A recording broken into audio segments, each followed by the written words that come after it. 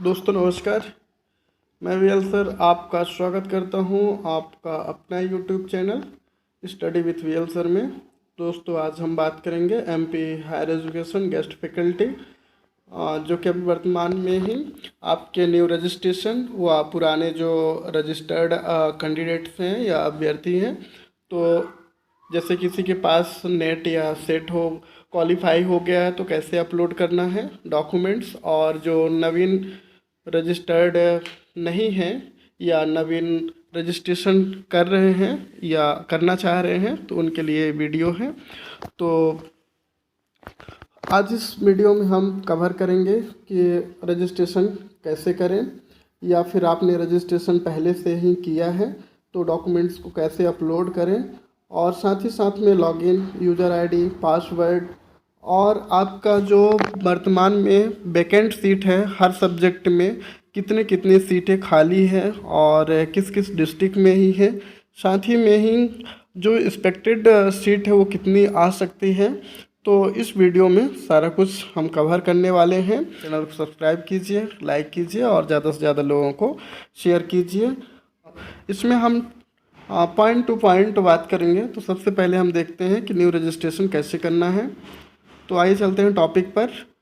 तो आपको सबसे पहले क्या करना है, क्रोम ओपन करना है अपना, और क्रोम ओपन करने के बाद आपको यहाँ पे ही गूगल पे सर्च करना है एमपी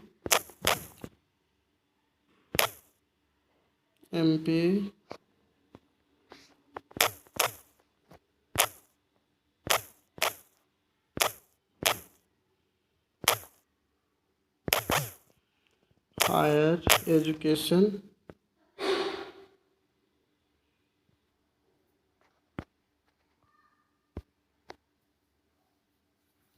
जैसे ही क्लिक करेंगे तो कुछ इस टाइप का इंटरफेस खुल के आएगा, और फिर आपको क्या करना है, यहाँ पे उच्च शिक्षा विभाग पे क्लिक करना है।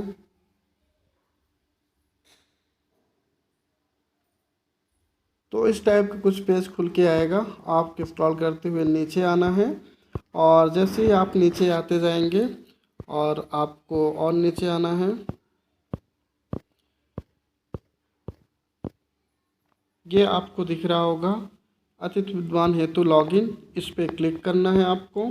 और यहाँ पे ही आपको साफ दिख रहा होगा कि अतिथि विद्वान को दिनांक 5/3/2023 को प्रेषित पासवर्ड एवं प्रथम एवं तृतीय अक्षर कैपिटल के लिए है। तो मेरा कहने का तात्पर्य ये है कि आपका जो यूज़र आईडी है और पासवर्ड वो कुछ इस टाइप से ही बनेगा। अब अगला यहाँ पे दिया हुआ है पॉइंट में आप देखेंगे कि नवीन पंजीयन एवं ऑनलाइन पासवर्ड बनाने हेतु ऑनलाइन आवेदन। तो इस पर हम क्या करते हैं, क्लिक करते हैं। जैसे ही क्लिक करेंगे तो ये कुछ इस टाइप का इंटरफेस खुल के आएगा, जिसमें आप स्पष्ट देख सकते हैं guest faculty registration and update qualification यहाँ पे लिखा हुआ है, आप ये देख पा रहे हैं। इसके साथ ही आप यदि नया रजिस्टर्ड करना चाहते हैं तो आप यहाँ से कर सकते हैं, जैसे मैं कर रहा हूँ। यहाँ पे ही अमित कुमार, अब इनके फादर्स नेम जो है वो है अशोक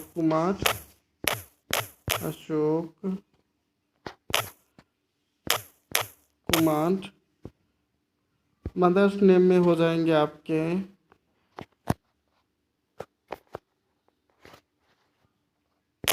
सविता बाई। आगे देखते हैं, जेंडर पे ही मेल। डेट ऑफ बर्थ की बात करें तो 8/10/1985। सब्जेक्ट की बात करें तो यहाँ पे ही जैसे आप देखेंगे बहुत सारे सब्जेक्ट दिया हुआ है। तो इनका जो सब्जेक्ट है वो है आपका लॉ। अब कैटेगरी की बात करें तो ये ओबीसी नॉन क्रीमी लेयर में आते हैं। आगे देखते हैं, इनका जो पूर्णांक है वो है 1008। पीजी में इनको मिला है 1300 में। और इनका जो क्वालिफ़िकेशन इनके पास नेट है, तो ये हो जाएगा सेकेंड वाला कॉलम चूज़ करना है। एक चीज़ आपको यहाँ ध्यान रखना है कि यदि आपके पास सिर्फ पीजी है, याद रखिए, यदि आपके पास सिर्फ पीजी है और आप नया रजिस्ट्रेशन करना चाह रहे हैं या किसी का कराना है रजिस्ट्रेशन, तो आपको क्या करना पड़ेगा कि ये जो सेकेंड वाला कॉलम है इस पर आपको क्लिक करना है। ये आपको उस टाइम पे डॉक्यूमेंट्स मांगा जाएगा ओरिजिनल आपके पास जब आप वेरिफिकेशन के लिए लीड कॉलेज जाते हैं तब, अन्यथा आपसे नहीं मांगा जाता। तो आप इसमें क्लिक करके ही यूज़र आईडी और पासवर्ड बना सकते हैं। बहुत सारे लोगों का क्वेश्चन रहता है कि सर मैं पीजी पास हूँ तो क्या मैं रजिस्ट्रेशन कर सकता हूँ कि नहीं कर सकता। तो आप सभी की क्वेरीज पे ही मैंने ये पॉइंट भी यहाँ पे रखा हुआ है कि यदि आप पीजी कंप्लीट कर लिए हैं, यदि आप जनरल में आते हैं तो 55% के साथ, और यदि आप कैटेगरी में आते हैं तो 50% के साथ आपका पीजी क्या होना चाहिए, कंप्लीट होना चाहिए। और ये सेकेंड वाला कॉलम में आप क्लिक करके ही अपना नया यूज़र आईडी और पासवर्ड प्राप्त कर सकते हैं। अब इसका फ़ायदा क्या होगा कि नया यूज़र आईडी पासवर्ड मतलब आप बना लेते हैं तो दोस्तों नया रजिस्ट्रेशन बहुत लंबे समय में ही आता है, यानी कि 2022 में रजिस्ट्रेशन हुए थे और 2024 में हो रहे हैं, और अब कब होगा ये भी नहीं पता है। तो इससे ये होता है कि अद्यतन और अपडेट करने के लिए एक वर्ष में कम से कम 2 से 3 बार आपको मौका मिलता है। तो जैसे मान लीजिए आपका पीएचडी कंप्लीट हो गया या नेट कंप्लीट हो गया या सेट कंप्लीट हो गया तो आप अपडेट करा सकते हैं। मैंने कई कैंडिडेट्स को देखा है कि वो उनके पास नेट भी है, उनके पास सेट भी है, उनके पास पीएचडी है, लेकिन वो रजिस्ट्रेशन नहीं करा पाए थे या नहीं किए थे किसी कारणवश, तो 2 साल से ही बाहर बैठे हुए थे, अब जाके वो रजिस्ट्रेशन करा पाए हैं। तो ये छोटी सी गलती आप ना करें। तो अब आगे देखते हैं। तो इस पर क्या करना है, क्लिक करना है, और जैसे ही क्लिक करेंगे तो यहाँ पे मांगेगा मोबाइल नंबर। तो यहाँ पे ही आप मोबाइल नंबर डाल सकते हैं 9140, ये है इनका मोबाइल नंबर। 1 ईमेल आईडी की बात करें तो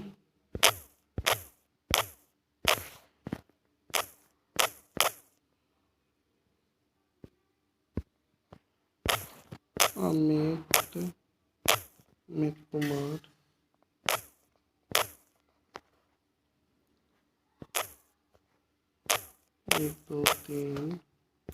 123@gmail.com।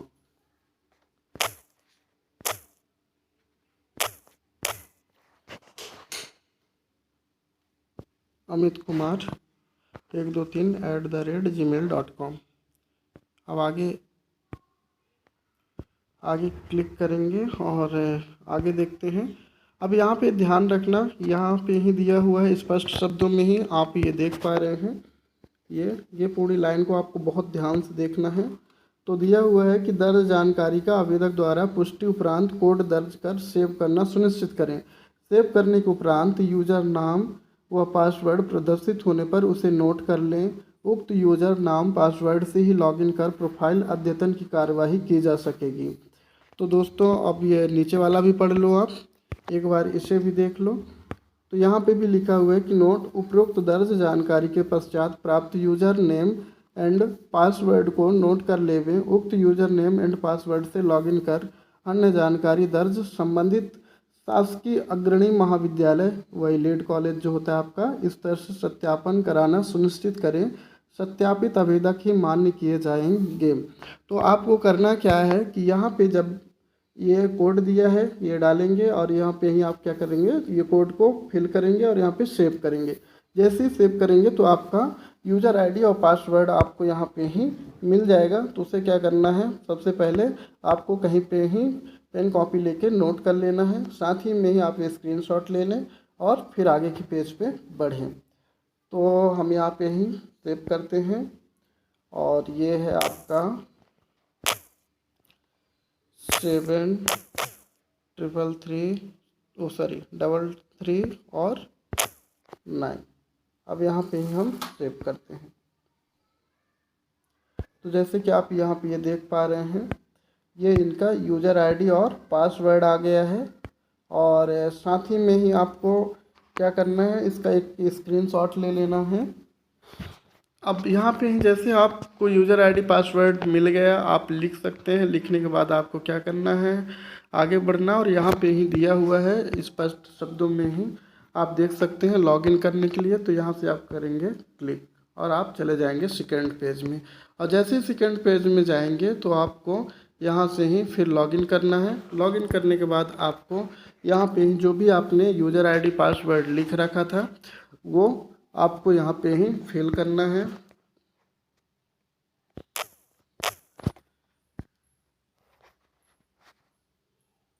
यहाँ पे कैप्चर कोड लिखना है।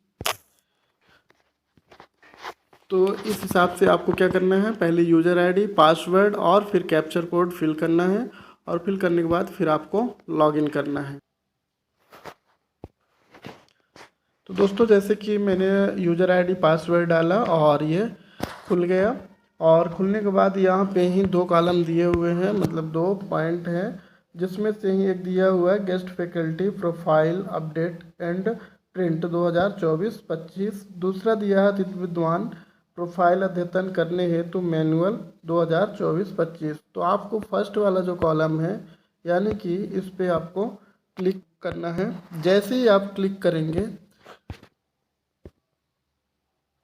तो इस टाइप का कुछ इंटरफेस खुल करके आएगा। और यहाँ पे ही आप देख सकते हैं कि इनका एप्लीकेशन नंबर प्रॉपर दिया है, नाम दिया है, पिताजी का नाम, डेट ऑफ बर्थ, सारी चीज़ें दिया हुआ है। बस यहाँ पे यदि CGPA है, जिनका CGPA नहीं है CGPA हो जाएगा। और यदि CGPA होता है तो CGPA यहाँ पे डाल देते जितने भी मार्क्स होते हैं। अब इनका जो एड्रेस है वो एड्रेस देख लेते हैं अपन।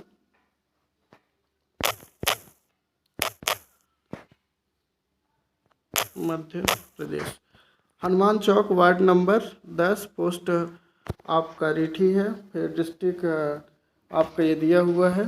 पिन कोड यहाँ पे ही डाल सकते हैं आप, 484623, ये देख सकते हैं। आगे दिया हुआ है इनका जो प्लेस है वो रीठी हो जाएगा,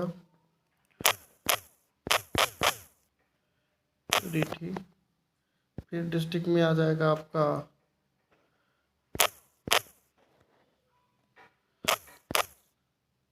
दमोह। पिन कोड यहाँ पे ही आपने जो अभी फिल किया था वही रहेगा, यानी कि 484623। परमानेंट एड्रेस में भी आपको क्या करना है, यदि आपका परमानेंट एड्रेस नहीं है, सॉरी अलग अलग नहीं है, यदि एक ही है तो आप यहाँ से ही इसको कॉपी करके भी यहाँ पे ही पेस्ट कर सकते हैं ये। और यदि सेम है प्लेस तो यहाँ पे ही आप कर सकते हैं रीठी। डिस्ट्रिक्ट की बात करें तो डिस्ट्रिक्ट में ही फिर आपका आ जाएगा दमोह। पिन कोड की बात करें तो 484623। इसके बाद यहाँ पे दिया हुआ है कि नेट सेट PhD क्या है। तो इनके पास नेट है और ये है 2017 में इन्होंने क्वालिफाई किया था। इनके पास एक्सपीरियंस भी है और वो है आपका 2019 में कितने कालखंड हुए थे इनका, तो टोटल 456 कालखंड है इनके। अब आगे देखते हैं रिमार्क में क्या लिखना है। सिर्फ ओके लिखना है। अब इनका फ़ोटो यहाँ पे ही अपलोड करना है। कि फ़ोटो कैसे अपलोड करना है, तो आपको क्या करना है, चूज़ फाइल में जाना है।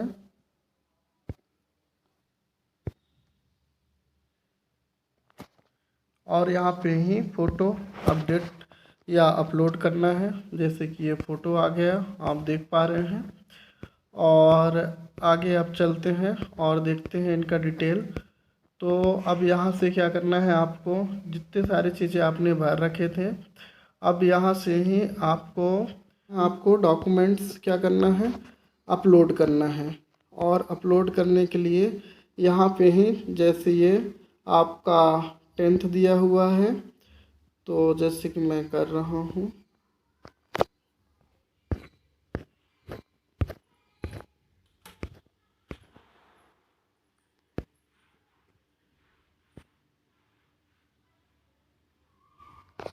जैसे कि अपलोड होगा, यहाँ पे नाम थोड़ी से चेंज है, तो मैंने ये अपलोड किया और ये आपको दिखा रहा होगा सक्सेसफुल। और इसी तरह से ही आपको फिर यूजी, ये तो हो गया 10th प्लस 12 इसमें दोनों रहेंगे, ध्यान रखिएगा। यहाँ पे स्पष्ट लिखा हुआ है कि यहाँ पे 10th और 12 दोनों को एक साथ क्या करना है, मर्ज करके आपको पीडीएफ बनाना है। और पीडीएफ बनाने के बाद उसे चूज़ करना है। और ध्यान रखिएगा सारे डॉक्यूमेंट्स पीडीएफ के फॉर्म में ही अपलोड होंगे। और यहाँ पे चूज़ करने के बाद वो फाइल आप जहाँ सेव करके रखें उस पर क्लिक करेंगे। इसके बाद यहाँ पे अपलोड करेंगे तो ये अपलोड सक्सेसफुल बता दिया। अब हम यूजी का करते हैं।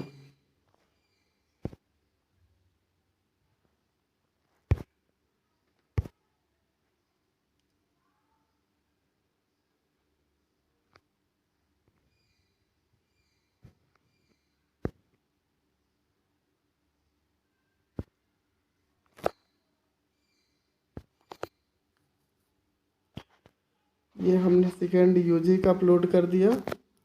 और इसी तरह से हम पीजी का अपलोड करेंगे।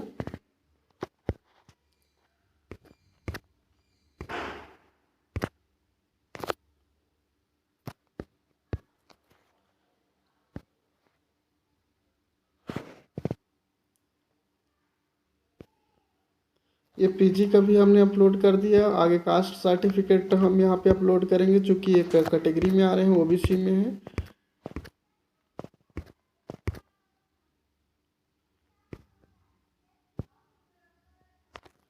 तो हमने ये कास्ट सर्टिफिकेट इनका अपलोड कर दिया। और ये एमपी डोमिसाइल है, यदि है तो अपलोड करना है, यदि नहीं है तो नहीं करना है आपको। और जैसे कि ये है, तो इनका हम एमपी डोमिसाइल का डोमिसाइल सर्टिफिकेट यहाँ पे अपलोड करेंगे।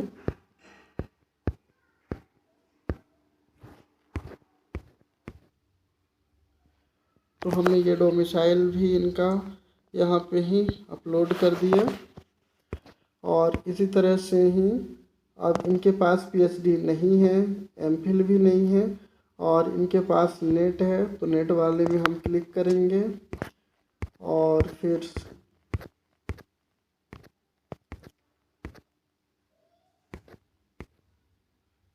ये नेट की पीडीएफ है जिसमें हमने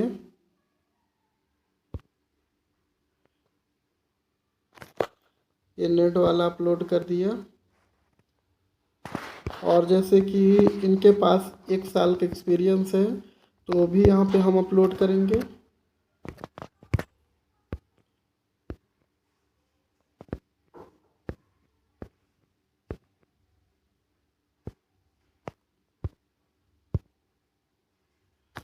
तो ये हमने इनका एक्सपीरियंस भी अपलोड कर दिया। और आप ये देख पा रहे होंगे कि यहाँ पे ही सारी चीज़ें क्या हो गया है, अपलोड हो गया है। और यहाँ से हम क्या करेंगे, अब सबमिट करेंगे। जैसे ही आप सबमिट करेंगे तो ये हो गया आपका सक्सेसफुली, जैसे कि आप यहाँ पे देख पा रहे हैं। जैसे कि आप यहाँ पे ये देख पा रहे हैं कि सक्सेसफुल हो गया है। अब हमको यहाँ से चलना है कहाँ, सबमिट हमने कर दिया। सबमिट करने के बाद हमें फिर से वापस होम पे आना है, और होम पे आने के बाद आपको कि यहाँ पे देख पा रहे हैं, अब इसे हमें यस करना है जो कि नो था। और यहाँ पे ही जो एप्लीकेशन नंबर दिया हुआ है जैसे कि आपका 24 82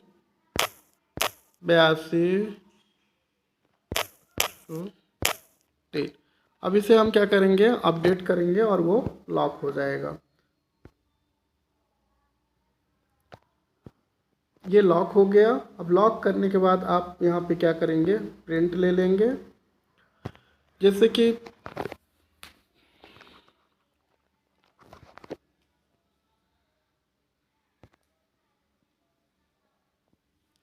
अब यहाँ पे देख पा रहे होंगे, साफ साफ हो गया। यहाँ पे ये अमित कुमार हो गया, अशोक कुमार हो गया, और ये इनका लॉ सब्जेक्ट है, एस है, ओबीसी है, नो है, हुए हैं क्या क्या इनके पास है, और ये एड्रेस वगैरह भी दिया हुआ है, नॉट वेरीफाइड है। तो इसका क्या करना है, आपको पीडीएफ लेना है और पीडीएफ का प्रिंट निकालना है। प्रिंट निकालने के बाद इसे 2 सेट में ही आपका 10वीं 12वीं ग्रेजुएशन, पोस्ट ग्रेजुएशन, और आपके पास जैसे नेट है इनके पास था तो नेट, और आपका डोमिसाइल, कास्ट सर्टिफिकेट, एक्सपीरियंस, ये सारी चीज़ों को 2 सेट में बनाना है। और 2 सेट में बनाने के बाद आपको जाना है कहाँ, लीड कॉलेज। कहाँ जाना है, लीड कॉलेज जाना है आपको, और वहाँ से ही आपको क्या करना है, वेरिफिकेशन कराना है अपने सारे डॉक्यूमेंट्स के। फ़ोटो भी आपको पासपोर्ट साइज़ के 2 रखने हैं। तो इसमें आपने देखा कि आप नया यूज़र आईडी पासवर्ड कैसे बनाते हैं, साथ में लॉगिन कैसे करना है, और अपना फ़ोटो कैसे अपडेट करना है, और साथ ही साथ में आपको क्या करना है कि आपका जो डॉक्यूमेंट्स है उसे कैसे अपलोड करना है, फिर उसका पीडीएफ बना करके अपलोड करना है। और साथ ही साथ में आपको क्या करना है, जब आप अपलोड कर देते हैं तो उसे लॉक कर देंगे, और लॉक करने के बाद उसका आप प्रिंट ले लेंगे। सारे प्रोसेस मैंने बहुत आराम से बताया है, तो आप इस तरीके से ही कर सकते हैं। अब देखेंगे आगे कि हमारा जो वेरिफिकेशन सेंटर है वो कहाँ पे ही होगा। तो सारे कुछ इसी वेबसाइट में दिया हुआ है, मैं आगे आपको बता रहा हूँ। तो यहाँ से होते हम अब बैक,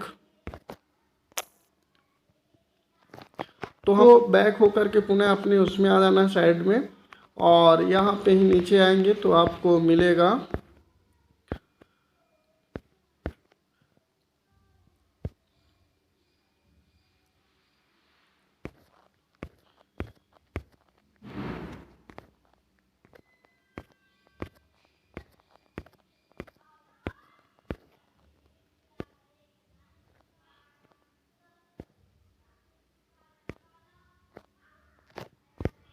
तो हम फिर से बैक होके आ गए, और यहाँ पे ही हमने देखा कि सबसे पहला हमारा जो पॉइंट था वो कि आप अतिथि विद्वान के नवीन पंजीयन एवं लॉगिन पासवर्ड बनाने हैं तो ऑनलाइन आवेदन। और जो हमारा दूसरा है वो ये है कि जैसे हमने ये यूज़र आईडी और पासवर्ड भी हम यहाँ से ही मिल गया है हमें। और एक छोटा सा मैं बताना चाहूँगा कि जैसे आपका बाई चांस आपके पास पहले से ही क्या था, पासवर्ड भी था और आपके पास यूज़र आईडी भी था, बट वो किसी कारणवश से गुम गया है, तो आपको क्या करना है कि ये सेकंड वाले कॉलम में ही आपको क्या करना है, इस वाले कॉलम से ही आप सर्च कर सकते हैं। कि जैसे कि यहाँ पे ही मैं क्लिक करके बताता हूँ आपको, ये दिया हुआ है। अब यहाँ से ही आपको क्या करना है, नाम अमित कुमार हो गया, इनका सब्जेक्ट जो था वो था आपका लॉ, और इनका पीजी में जो मार्क्स था वो 1008, और इनका डेट ऑफ बर्थ जो था वो था 8/10/1985।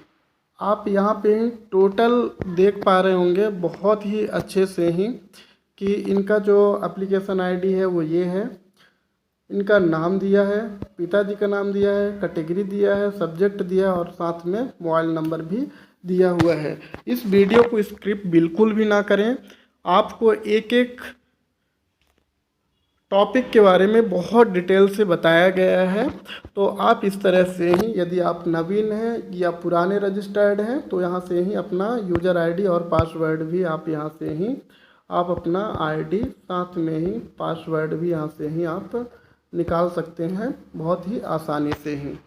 फिर भी मैं आपको समझ में ना आ रहा हो तो आप मुझे कमेंट करके भी पूछ सकते हैं। अब देखते हैं हमारा जो अग्रणी महाविद्यालय में ही यानी कि वेरिफिकेशन सेंटर है, उनका डिटेल थोड़ी से देख लेते हैं। तो आपको फिर से बैक होना है, बैक होकर के फिर से आना है आपको अतिथि विद्वान हेतु लॉगिन। और जैसे इस पे आप लॉगिन करेंगे तो आप यहाँ पे ही स्पष्ट देख पा रहे हैं कि अतिथि विद्वान के आवेदन सत्यापित कराने हेतु अग्रणी महाविद्यालयों की सूची ये दिया हुआ है। तो यहाँ इसमें आप क्लिक कीजिए और क्लिक करने के बाद यहाँ पे ही आपको क्या मिलेगा, पीडीएफ मिलेगा।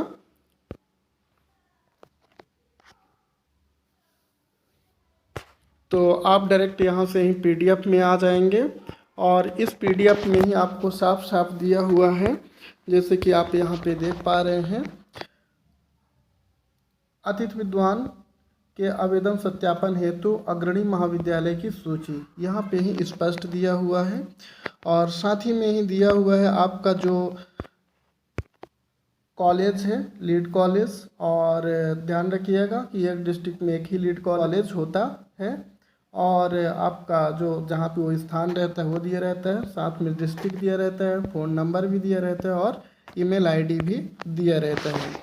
तो यहाँ पे आप देख सकते हैं, ये है आपका आगरमालवा, फिर अलीराजपुर का है और ये है आपका अनूपपुर का, इसी तरह से अशोकनगर का, बड़वानी का, बालाघाट, फिर बैतूल का दिया है, भिंड है, भोपाल है।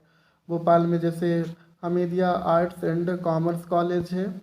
इसी तरह से ही जवाहरलाल नेहरू आपका जो कॉलेज है वो है बुरहानपुर में ही, यानी कि नेपानगर पे स्थित है और बुरहानपुर डिस्ट्रिक्ट। फिर आगे आप देख सकते हैं ये है आपका छतरपुर डिस्ट्रिक्ट का, फिर छिंदवाड़ा, दमोह, दतिया, इस तरह से देवास, फिर धार में दिया हुआ है डिंडोरी। मैं कॉलेज का नाम नहीं पढ़ रहा हूँ क्योंकि बहुत लंबा वीडियो हो जाएगा, इसलिए मैं आपको शॉर्ट में बताने की कोशिश कर रहा हूँ।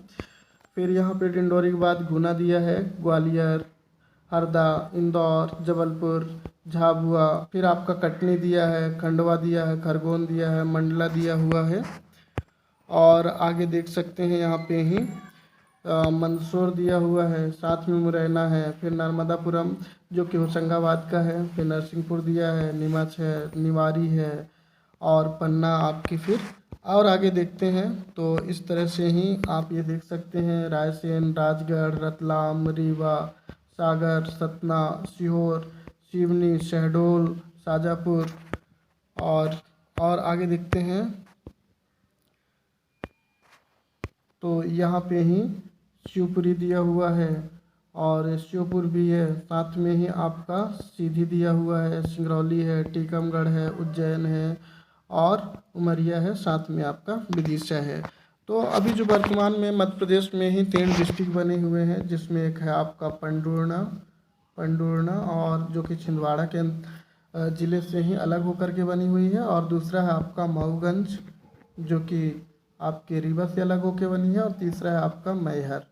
तो ध्यान रखें, इनका जो लीड कॉलेज है, मैहर का लीड कॉलेज जो है वो सतना ही लगेगा क्योंकि पहले से डिस्ट्रिक्ट लग रहा था। मऊगंज का आपका रीवा ही लगेगा और साथ ही में ही आपका जो पंडूर्णा है इसका लीड कॉलेज आपका छिंदवाड़ा लगेगा। तो आपको परेशान होने की ज़रूरत नहीं है। ये आपको ये PDF study with VL sir YouTube channel के डिस्क्रिप्शन में ही मिल जाएगा और साथ में जो कि टेलीग्राम का लिंक है और वहाँ से ही टेलीग्राम से ये पीडीएफ आप देख सकते हैं। तो ये था लीड कॉलेज जहाँ से आपको वेरिफिकेशन कराना है। अब आगे बात करते हैं कि आपका देखिए रजिस्ट्रेशन हो गया। पॉइंट की बात करें तो आपका न्यू रजिस्ट्रेशन यानी कि न्यू प्लस यदि पहले से ही है तो आपका पुराने भी, तो आपका रजिस्ट्रेशन हो गया, पहला पॉइंट हो गया। दूसरा पॉइंट है आपका जो आपका डिटेल है वो भी आपने यहाँ पे देख लिया, यानी कि लॉगिन भी करके देख लिया आपने। साथ में ही आपका तीसरा पॉइंट जो है, आपने ही अपलोड भी कर दिया, जितने सारे डॉक्यूमेंट्स था वो अपलोड कर दिया। और चौथा पॉइंट है आपका, जो कि आपका यदि यूज़र आईडी प्लस पासवर्ड यदि गुम जाता है, पासवर्ड गुम जाता है तो उसे कैसे प्राप्त करें, अपना यूज़र आईडी या पासवर्ड कैसे देखें। और साथ में आपने देखा कि जो पीजी पास कैंडिडेट हैं वो भी क्या इसमें, जो पीजी पास हैं क्या वो भी रजिस्ट्रेशन कर सकते हैं, तो बिल्कुल कर सकते हैं। मैंने बहुत आसान तरीके से बताए हैं। और साथ ही में जैसे यूज़र आईडी या पासवर्ड गुम जाता है तो आप नंबर से कैसे निकाल सकते हैं, ये भी हमने देखा। इसमें अभी तक हमने बहुत सारी चीज़ें कवर कर लिया है। फ़ोटो कैसे अपलोड करना है, डॉक्यूमेंट्स कैसे अपलोड करना है, ये भी मैंने आपको बता दिया।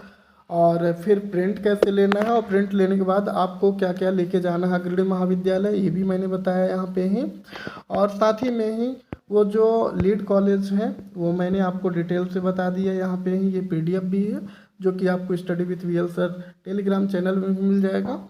और आगे देखते हैं, हमारा जो अगला टॉपिक है वो है अब कि जो वर्तमान में अलॉट हुए हैं सीट, अलॉटेड हुए हैं वो कौन कौन से हैं। फिर वैकेंट सीट कितनी खाली है आपकी, अभी वर्तमान में ही वैकेंट सीट कितनी खाली है। और साथ ही में ही चॉइस फिलिंग कब से होगी और कैसे करना है चॉइस फिलिंग। तो ये 3 टॉपिक पे आगे देखते हैं। तो आपको सीधे बैक होना है और चलना है पीडीएफ पे। पा रहे हैं office of the commissioner higher education Satpura Bhavan Bhopal और गेस्ट फैकल्टी इनविटेशन 2024-25 और रीलोकेशन फर्स्ट राउंड का आया हुआ है और 24 अक्टूबर 2024 को ये रिलीज़ किया गया है। तो सबसे पहले देखते हैं बॉटनी सब्जेक्ट में ही। और बॉटनी सब्जेक्ट में ही एक पहले रीलोकेशन का जो आवंटन सूची वो देख लेते हैं। तो आपका जो पूर्णिमा अतुलकर है ये इनको मिला है नर्मदापुरम जो कि एमजीएम कॉलेज है और इनका 58.15% था। तो दोस्तों यहाँ पे ही देख सकते हैं आप कि ये government arts commerce and science college सुप्तवा नर्मदापुरम में एक सीट खाली हो गई, यानी बॉटनी में एक सीट ये खाली हो गया। दूसरा जो है स्वामी विवेकानंद गवर्नमेंट कॉलेज सलीमनाबाद कटनी में ही ये सपना द्विवेदी मैडम का ट्रांसफ़र हुआ। तो ये आपका गवर्नमेंट रानी दुर्गावती कॉलेज मंडला, तो ये 2 सीट हो गए। और आगे और देखते हैं, तीसरा सीट जो है आपका गवर्नमेंट कॉलेज खड्डी सीधी का, यानी कि 3 सीट हुए अभी तक। इसके बाद है गवर्नमेंट कॉलेज जीरान नीमच में ही, है ना, 1 सीट खाली हुआ। और अगला है गवर्नमेंट कॉलेज चितरंगी सिंगरौली में ही 1 सीट खाली हुआ। और आगे देखते हैं, तो आप यहाँ पे देख पा रहे हैं पीजी कॉलेज रतलाम में ही और छपारा सिवनी में ही, और साथ में ही आपका पीजी कॉलेज जौरा रतलाम में ही 1 सीट खाली हो गई। और आगे देखते हैं, तो यहाँ पे ही जैसे कि आप देख पा रहे हैं नेपानगर बुरहानपुर में 1 सीट खाली है। फिर आपके बड़वानी में ही पीजी कॉलेज में खाली है। फिर खरगोन में 1 सीट खाली है। और आगे देखते हैं, आपका जो बॉटनी है, बॉटनी सब्जेक्ट में टोटल 11 सीटें ये खाली हैं। साथ ही में मध्य प्रदेश वर्ग 1 का जो टीईटी का एग्ज़ाम हुआ था, जिसका ज्वाइनिंग लेटर अभी अक्टूबर माह में दे दिया गया है, जिसमें से ही बहुत सारे कैंडिडेट जो है गेस्ट फैकल्टी को रिजाइन दे करके ही वर्ग 1 का ज्वाइन किए हैं। तो आप ये कह सकते हो कि कम से कम इसमें 15 से लेकर के ही और 20 सीट आपके फर्स्ट कैंडिडेट के लिए आने के पूरे चांसेस है। तो ये हो गया। तो अपन इसमें दोनों चीज़ें कवर करके चल रहे हैं, एक तो वैकेंट सीट कितनी है और दूसरा जो आपका यहाँ पे ही आपको एक चीज़ और ध्यान देना है दोस्तों कि यहाँ पे हाई मेरिट कितनी गई हुई है। तो आप इससे भी एक अंदाज़ा लगा सकते हैं कि 58 गया हुआ है यदि 20 अंक आपके एक्सपीरियंस के हैं तो, और मिनिमम कितना गया है ये भी आप देखते चलेंगे। और इसका पीडीएफ आपको study with VL sir channel पे मिल जाएगा। टेलीग्राम पे ही। और आगे देखते हैं, हमारा जो दूसरा सब्जेक्ट है वो है आपका केमिस्ट्री, जिसमें देख पाएंगे कि लिधौरा करके ही एक टीकमगढ़ ज़िले में ही पीजी कॉलेज है, तो एक सीट यहाँ खाली है। इसके बाद आगर मालवा में एक सीट खाली है। फिर आगे आप दिया है मंदसौर में एक सीट खाली है, और आगे दिया हुआ है आपका डिंडोरी में ही एक सीट खाली है, और इसी तरह से ही दमोह में एक सीट खाली है। आप ये देख पा रहे हैं, जितनी आपको रेड से दिख रहे हैं ये सभी सीटें खाली हैं। और आगे देख पा रहे हैं ये ग्वालियर में एक सीट खाली है, फिर मंदसौर में एक सीट खाली हो गई। आगे बालाघाट में दिया हुआ एक सीट खाली है, फिर निवारी में एक सीट खाली है आपका पृथ्वीपुर में, और साथ ही में ही एक सीट आपके बालाघाट में फिर से ही, और एक ये तीन, तो इस हिसाब से 3 बालाघाट में सीट खाली है। और आगे देखते हैं, तो दोस्तों इसमें टोटल आपके केमिस्ट्री में भी अभी प्रेजेंट में कितनी सीटें खाली हैं, तो आपके टोटल केमिस्ट्री में भी कितनी सीटें खाली हैं, तो आपके 11 सीट खाली है। अब जैसे कि मैंने पहले ही बताया कि बहुत सारी सीटें जो है खाली है, कुछ तो सेवानिवृत्त हो गए यानी रिटायर हो गए, तो वो प्लस वर्ग 1 में ज्वाइन कर लिए, और कुछ नवीन महाविद्यालय के सीट भी नहीं खोले गए थे, यानी कि उसे अपडेट नहीं किया गया था। तो आपकी केमिस्ट्री में कम से कम 20 प्लस सीट आने की चांसेस हैं पूरे। अगला सब्जेक्ट देखते हैं। अब बात करते हैं कॉमर्स में। तो कॉमर्स में ही एक तो नेपानगर बुरहानपुर में ही, फिर खंडवा में, देवास में, सागर में सीट खाली हैं। मैं मोटा मोटा बताते चल रहा हूँ किस सब्जेक्ट में कितनी सीटें खाली हैं, और आप नोट करते चलिएगा जो भी आपका सब्जेक्ट है कितनी सीटें खाली हो रही हैं। और आगे दिया हुआ है आपका शाजापुर ज़िले में ही एक सीट खाली है, फिर आपके भिंड में एक सीट खाली है, रायसेन में भी एक सीट खाली है। और आगे देखते हैं, तो इसमें टोटल 7 सीटें ही खाली हैं। आपके कॉमर्स सब्जेक्ट में ही 7 सीट खाली है। और हमारा अगला जो सब्जेक्ट है वो है आपका वो डांस है। डांस में केवल एक ही सीट है, और वो है आपका MLB girls PG college Bhopal का। और अगला जो सब्जेक्ट हमारा है वो है इकोनॉमिक्स। इसमें देखते हैं कितने सीटें खाली हैं और कौन कौन से ही कॉलेज और डिस्ट्रिक्ट हैं। तो सबसे पहले इसमें दिया हुआ है क्या बोलते हैं, खंडवा का एक सीट खाली है ये, और दूसरा आपका कटनी का है, तीसरा आपका डिंडोरी है, और चौथा नीमच है। तो इकोनॉमिक्स में ही टोटल 4 सीटें खाली हैं, आप यहाँ देख सकते हैं। दोस्तों आपको साथ साथ में ही इसमें हाई परसेंटेज कितना गया है और लो परसेंट कितना गया है, ये भी आपको ध्यान रखना है। आपके लिए आने वाले टाइम पे एनालिसिस करने के लिए बहुत ही ज़रूरी है। आगे देखते हैं, हमारा जो अगला सब्जेक्ट है वो है कंप्यूटर साइंस। जो कंप्यूटर साइंस में इसमें केवल 2 सीटें खाली हैं, और एक लमटा बालाघाट में ही और एक मुरैना में ही। तो टोटल इसमें कितनी सीटें हो गई, 2 सीटें हैं। और हमारा जो अगला सब्जेक्ट है वो है आपका वो है इंग्लिश का, जैसे कि आप यहाँ देख पा रहे हैं। तो इसमें कौन कौन से ही जगह पे खाली है, तो एक है आपका शाजापुर डिस्ट्रिक्ट में ही, एक है दतिया में, और दूसरा है मंडला में ही, तीसरा है आपका विदिशा में ही। और आगे देखते हैं, लास्ट में ही एक PDF आपको मिलेगा जिसमें हम देखेंगे कौन से सब्जेक्ट में कितने सीटें खाली हैं टोटल, उसमें टोटल कैलकुलेट कर लेंगे, और कौन कौन से सब्जेक्ट में कितने सीटें खाली होने के साथ साथ कितने उसमें और बढ़ के सीटें आ सकती हैं, वो भी एनालिसिस करेंगे। तो प्लीज़ वीडियो में बने रहें। जो है वो रेठी कटनी में ही है, फिर मंडला में ही है, शिवपुरी में ही है, और आगे देखते हैं, और आपका फिर खरगोन में दिया हुआ है। तो इस हिसाब से टोटल इंग्लिश में ही 8 सीटें हैं। इंग्लिश में टोटल 8 सीट हैं प्रेजेंट टाइम में। अब बात करते हैं, हमारा जो अगला सब्जेक्ट है वो है ज्योग्राफी, जिसमें से आप देख सकते हैं सबसे पहला जो वैकेंट सीट है वो दमोह का है पीजी कॉलेज का, फिर रायसेन का है, और फिर आपका नर्मदापुरम में ही है, कटनी है, खरगोन है और फिर नर्मदापुरम में ही है, ये दिया हुआ है। और आगे देखते हैं तो ये दिया हुआ है आपका डिंडोरी में ही, शाहपुर में। तो टोटल यदि बात करें ज्योग्राफी में ही कि ज्योग्राफी में कितने सीटें खाली हैं,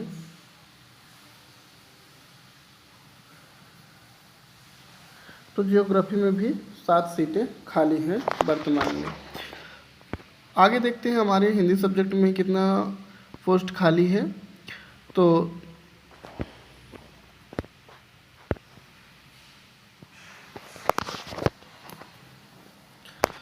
सबसे पहले यहाँ पे देख पा रहे हैं, एक तो उमरिया में खाली है, दूसरा इंदौर में खाली है, तीसरा आपका खंडवा में खाली है और चौथा भी आपका खंडवा में ही खाली है। और आगे देखते हैं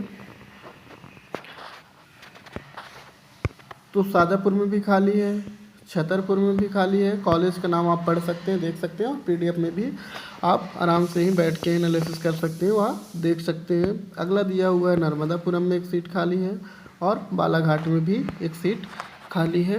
टोटल 8 सीट खाली है हिंदी सब्जेक्ट में ही।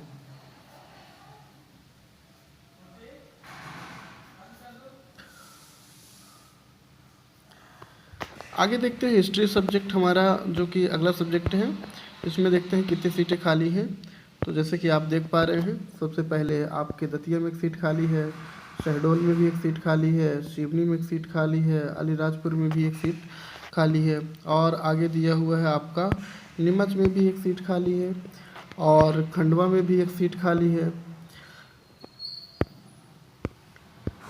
छतरपुर में एक सीट खाली है, मैहर में एक सीट खाली है, निवाड़ी में एक सीट खाली है और साथ ही में ही आगे और देखते हैं तो जो आपका हिस्ट्री सब्जेक्ट है इसमें टोटल 9 सीट खाली है। वैकेंट सीट कितनी है? 9 सीटें हैं टोटल। और मैं आगे बताने वाला हूं कि एनालिसिस की कितने सीटों पे वैकेंट सीट आएगी अभी, तो वीडियो में बने रहें। अब हमारा जो अगला सब्जेक्ट है वो है लाइब्रेरियन। तो लाइब्रेरियन में ही जैसे कि आप ये देख पा रहे हैं, एक तो डिंडोरी में एक सीट खाली है,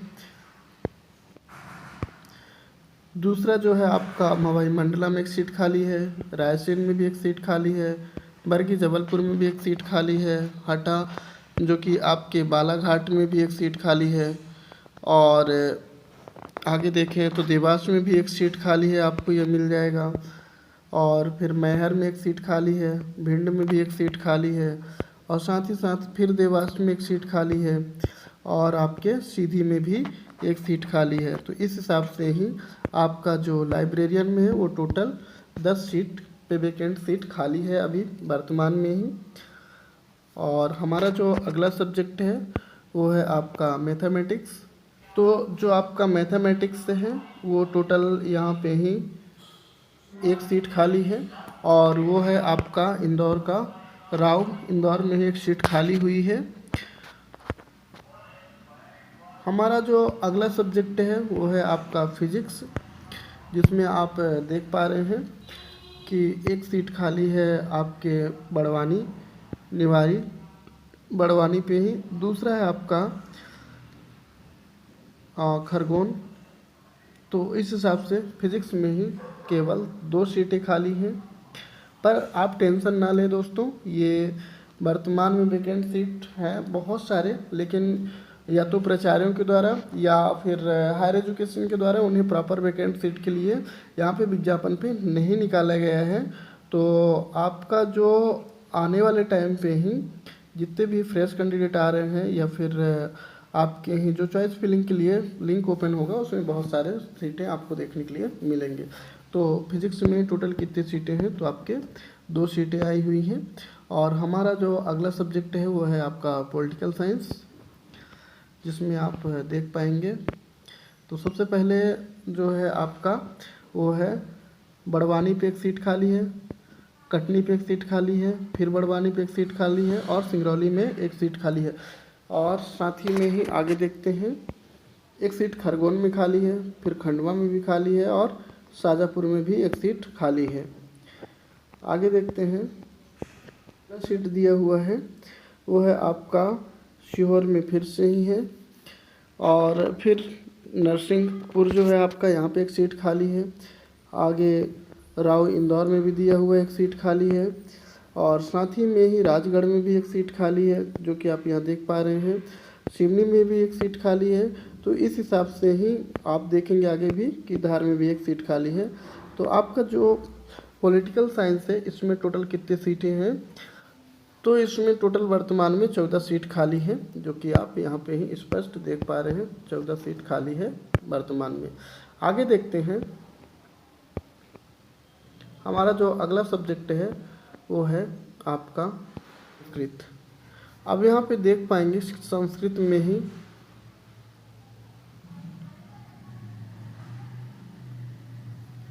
केवल 2 ही सीटें खाली हैं। कितनी सीटें खाली हैं? 2, और वो है मऊ इंदौर में ही, और दूसरा है आपका छतरपुर में ही। तो ऐसा नहीं कि सिर्फ 2 ही सीटें में वैकेंट सीट आएंगे, आने वाले टाइम पे ही सीटें बढ़ के आएंगी सभी सब्जेक्टों में। और हमारा अगला जो सब्जेक्ट है वो है सोशियोलॉजी, जिसमें हम देखेंगे कि कितनी सीटें खाली हैं। तो सबसे पहले यहाँ पे जैसे कि आप देख पा रहे हैं, एक सीट खाली है आपका रतलाम में ही।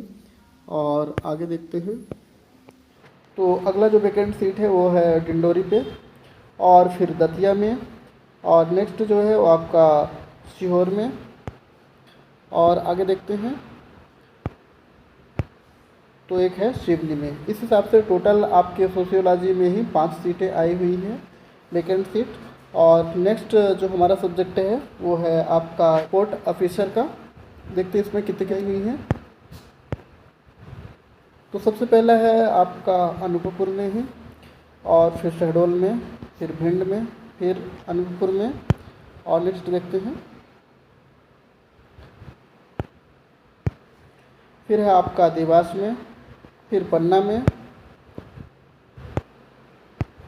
फिर है आपका सागर में, फिर दतिया, झाबुआ, और लास्ट है आपका नीमच में, जैसा कि ये आप देख पा रहे हैं। तो टोटल आपका जो स्पोर्ट ऑफिसर है उसमें 10 सीटें आई हुई हैं अभी प्रेजेंट में ही, या वैकेंट सीटें खाली हैं। और अगला जो हमारा सब्जेक्ट है वो है आपका जूलॉजी, जो कि आप देख पा रहे हैं।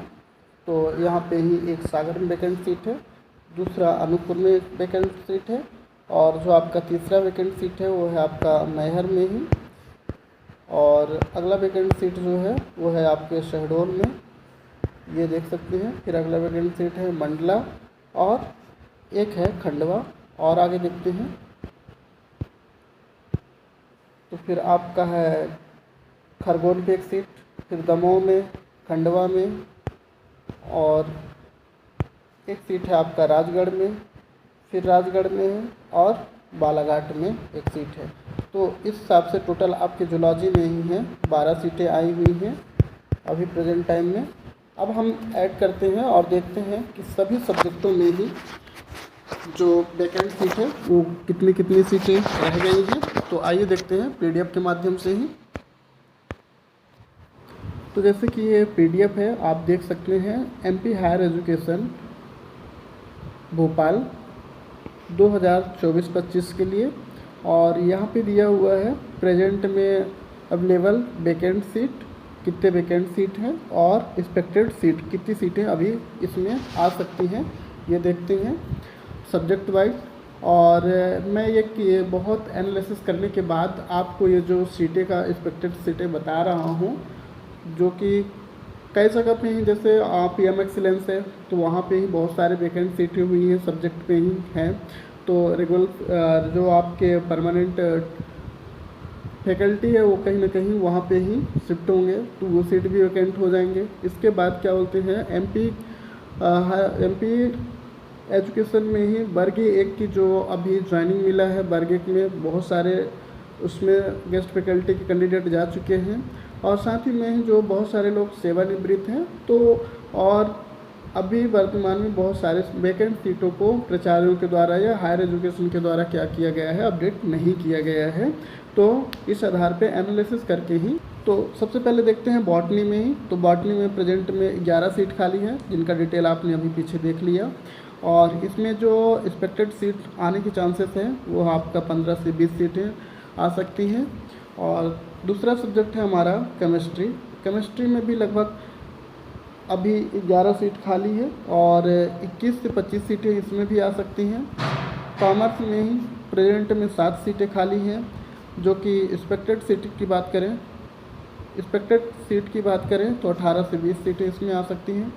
और डांस में ही केवल 1 सीट आई हुई है, जिसमें 4 से 7 सीट आने की चांसेस है। इकोनॉमिक्स में प्रेजेंट में 4 सीटें हैं, जो कि इसका जो एक्सपेक्टेड सीट है वो 13 से 21 है। आगे देखते हैं।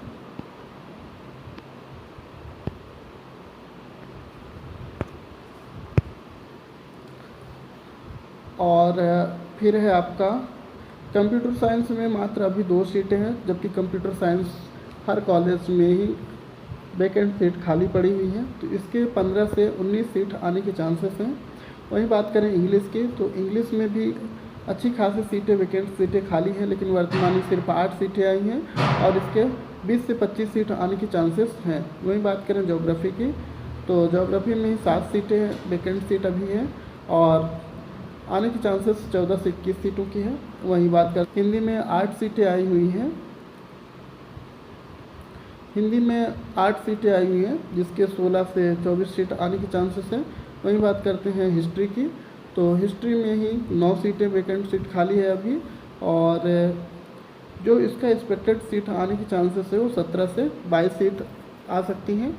और लाइब्रेरियन में 10 सीट प्रेजेंट में आई हुई हैं और यह वैकेंट सीट खाली है, जिसके 15 से 19 सीट आने के चांसेस हैं। वहीं बात करते हैं मैथमेटिक्स में सिर्फ 1 सीट आई हुई है या 1 सीट खाली है, तो इसमें अभी बहुत सारी सीटें खाली हैं, जो 15 से 21 सीटें आ सकती हैं।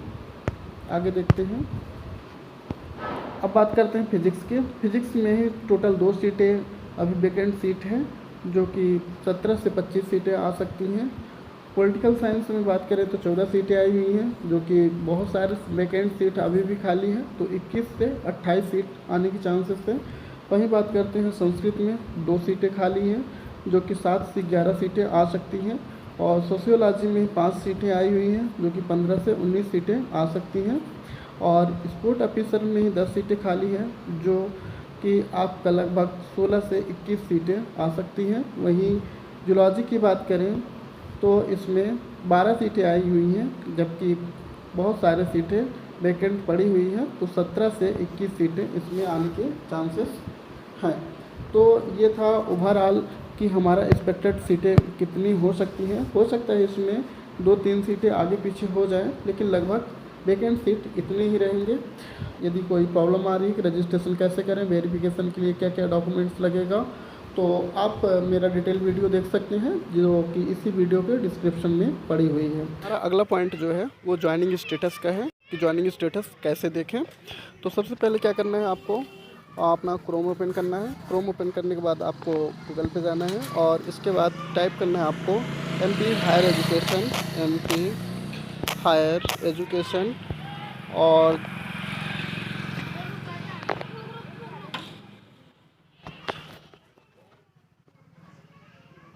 MP हायर एजुकेशन के बाद आपको क्या करना है, यहाँ पे ही आप नीचे आएंगे, ये गेस्ट फैकल्टी लिखा हुआ है, इस पर आप क्लिक कीजिएगा। और क्लिक करने के बाद आप नीचे आइएगा, नीचे आते जाइए और इसके बाद आपको क्या करना है कि यहाँ पे दिया हुआ है फॉल एंड आउट की जानकारी, तो इस पे आपको क्लिक करना है।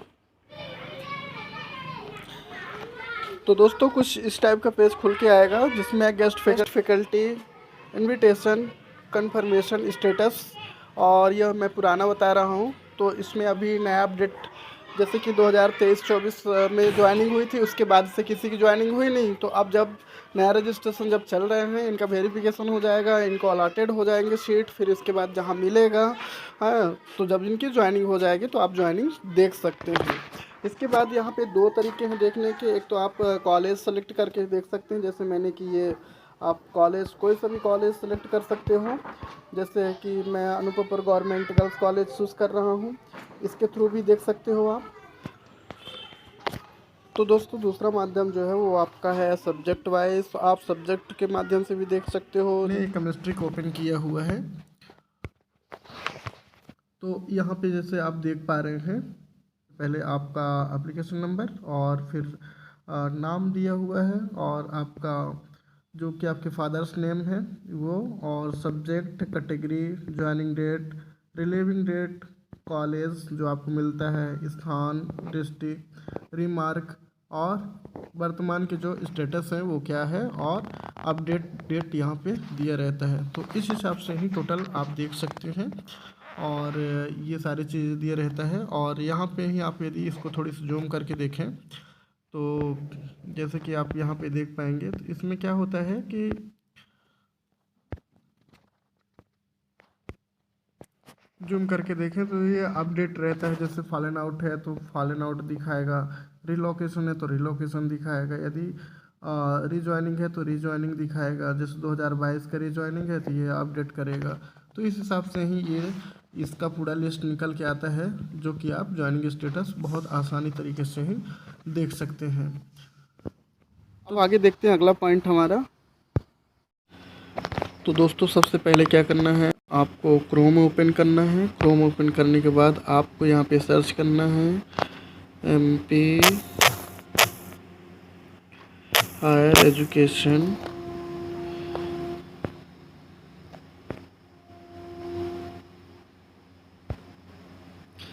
MP हायर एजुकेशन आप जैसे सर्च करेंगे, सर्च करने के बाद आपको यहाँ पे ही आना है और ये क्लिक करना है। ओपन हो रहा है, थोड़ी से ही सर्वर स्लो चल रहा है। इसके बाद ये ओपन हो गया जैसे कि आप देख पा रहे हैं। फिर आपको स्क्रॉल करते हुए नीचे आना है। नीचे आने के बाद आपको और नीचे आना है और नीचे आना है।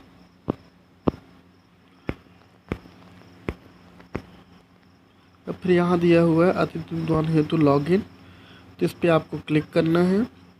क्लिक करने के बाद आपके पास कुछ इस टाइप का खुल के आएगा, जिससे आप पढ़ लें। फिर इसके बाद यहाँ पे क्या करना है, जैसे यहाँ पे एक चीज़ मैं बताना चाहूँगा कि अतिथि विद्वानों के नवीन पंजीयन एवं लॉगिन पासवर्ड बनाने हेतु ऑनलाइन आवेदन। तो आपको जब फर्स्ट टाइम आप बनाएंगे तो यहीं से ही आपको क्या करना है, ऑनलाइन अपना रजिस्ट्रेशन करना है। फिर दूसरा, अतिथि विद्वानों के आवेदन सत्यापित कराने हेतु अग्रणी महाविद्यालय की सूची दिया हुआ है और बहुत सारी चीज़ें इसमें दिया हुआ है। तो अपन चॉइस फिलिंग के लिए बना रहे हैं, तो अपन चॉइस फिलिंग के लिए बढ़ रहे हैं। तो आगे आप क्लिक किया और कुछ इस टाइप का इंटरफेस खुल के आएगा आपके सामने। तो आप यहाँ पे अपना एप्लीकेशन नंबर, पासवर्ड और इंटर कैप्चर कोड डालेंगे और वो ओपन हो जाएगा। और दोस्तों जैसे ही आप अपना यूज़र आईडी पासवर्ड डालेंगे, पासवर्ड डालने के बाद यहाँ पे बहुत सारी चीज़ें मैनुअल खुल के आ जाएंगे, जिसमें सबसे पहले दिया रहेगा कोविड टीकाकरण की जानकारी अतिथि विद्वान 2024-25 हेतु अद्यतन करने हेतु रहेगा। दूसरा ऑप्शन है अतिथि विद्वान द्वारा दर्ज चॉइस अनलॉक करने हेतु, यदि आपने लॉक कर दिया है तो। और तीसरा पॉइंट दिया अतिथि विद्वानों के आमंत्रण हेतु आवेदक द्वारा महाविद्यालय का चयन करना है। और चौथा दिया हुआ है guest faculty college choice print, आपने जो चॉइस फिलिंग किया है उसका प्रिंट यहाँ से ले सकते हैं। और लास्ट में दिया हुआ कि subject wise vacant status of guest faculty, तो ये आप यहाँ से जानकारी देख सकते हैं। और उससे पहले अपन पढ़ लेते हैं कि अतिथि विद्वान चॉइस फिलिंग में कृपया उन्हीं महाविद्यालय का चयन करें जिस महाविद्यालय में वरीयता के आधार पर महाविद्यालय आवंटित होने पर आमंत्रण स्वीकार कर आवेदक यदि समय सीमा में आमंत्रण स्वीकार करने हेतु कर्तव्य स्थल पर उपस्थित नहीं होता है तो उस दशा में अगले चरण में सम्मिलित नहीं किया जाएगा। और ये दिया हुआ है आपका दिनांक 5/10/2023 के अनुसार कार्यवाही की जाएगी, जो कि 10 पेज का पूरा फॉर्मेट दिया हुआ है।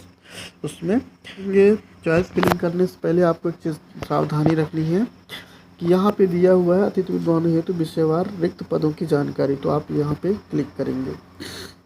जैसे मैंने ज्योग्राफी का ओपन किया हुआ है और ये महाविद्यालय स्तर से अद्यतन जानकारी 2024-25, और यहाँ पे महाविद्यालय का नाम दिया है, स्थान, जिला और रिक्त पद दिया हुआ है। तो यहाँ पे ये देख पा रहे हैं आप, जैसे कि टोटल 7 सीटें आई हुई हैं ज्योग्राफी में ही। तो पिपराई, अशोकनगर, कुवारा, छतरपुर, झाबुआ, हनुमाना और इटारसी, राजगढ़ और झाडा। तो ये आपको लिस्ट क्या करना है, एक कॉपी पे बना लेना है या प्रिंट आउट इसका ले सकते हैं। प्रिंट आउट लेने के बाद जैसे आपको जो भी पहले नंबर पे देना है रेफरेंस वो दीजिए। यानी कि जैसे मैं इटारसी को नंबर 1 में रखूँगा तो मैंने इसी में टिक कर लिया। नंबर 2 में चाहूँगा कि छतरपुर रखूँ तो नंबर 2 मैंने ये रख लिया। नंबर 3 पे मऊगंज को चाहूँगा 3 में ये रख लिया। और नंबर 4 पे ही मैं पिपराइच यानी अशोकनगर को चाहूँगा। तो इस हिसाब से आप लिस्ट बना लें। इसके बाद आप फिर बैक हो जाइए और बैक होने के बाद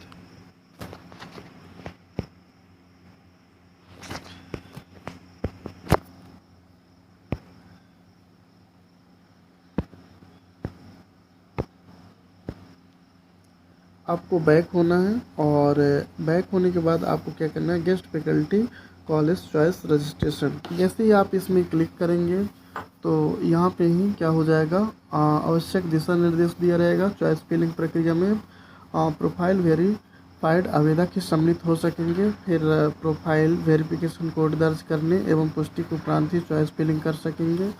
फिर अतिथि विद्वान ऑनलाइन आवेदन ही मान्य किया जाएगा, यहाँ पे साफ लिखा हुआ है।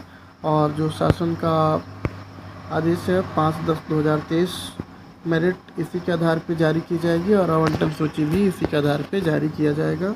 मानदेय का भुगतान भौतिक रूप से नवीन आवंटित महाविद्यालय में कार्यभार ग्रहण करने के दिवस से ही किया जाएगा। तो आप ध्यान रखें, आप जिस महाविद्यालय में आपको आवंटन सूची जारी किया जाएगा तो जैसे ही आप ज्वाइन करेंगे उस दिन से ही आपका दैनिक वेतन जो है वो क्या होगा, काउंट होने लगेगा।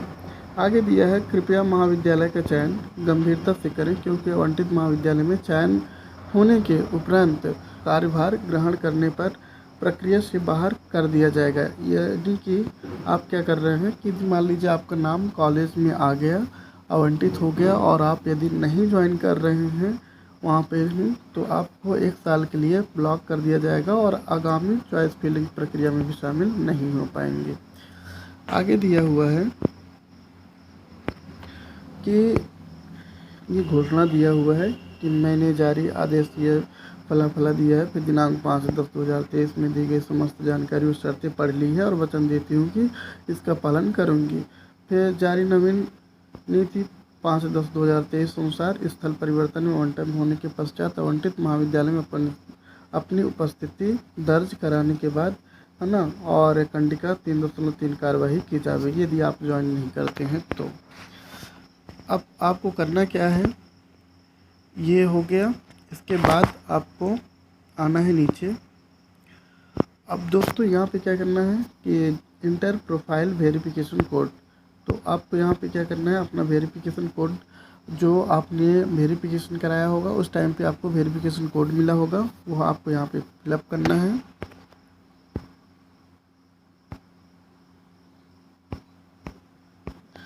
जैसे आप वेरिफिकेशन कोड फिलअप करेंगे, ओके करेंगे, तो आपके सामने लिख के आएगा कि अधिकृत आवेदक होने के कारण चॉइस फिलिंग प्रक्रिया में सम्मिलित हो सकते हैं। अब आपको क्या करना है,